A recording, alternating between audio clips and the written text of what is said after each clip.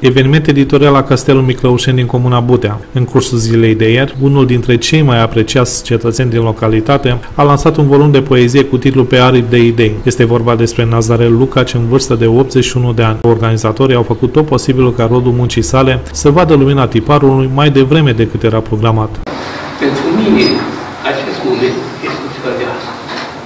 Când vă văd, veniți aici cu dragoste și dorul de a promova o carte pe piața cărții, carte care consider eu că nu avea valoare, probabil, dar nu sunt prea crezător în mine.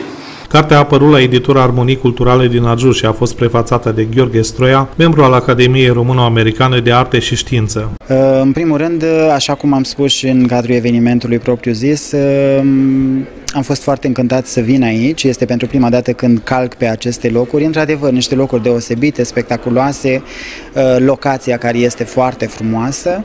Și, în al doilea rând, pentru autor, pentru dragul nostru Nazarel Lucaci, un om deosebit, un poet de excepție, un om extraordinar care, din nefericire, nu și-a văzut visul realizat până acum, la 81 de ani, dar e o vorbă, niciodată nu este prea târziu. Atunci când ne dorim ceva cu adevărat, cu siguranță Dumnezeu va găsi o cale să-l împlinească. Menționă că Nazarel Lucaci a scris peste 1000 de poezii, 2 volume de proză, 2 piese de teatru și un volum de fabule. El a fost profesor de limba română și directorul Căminului Cultural din localitate.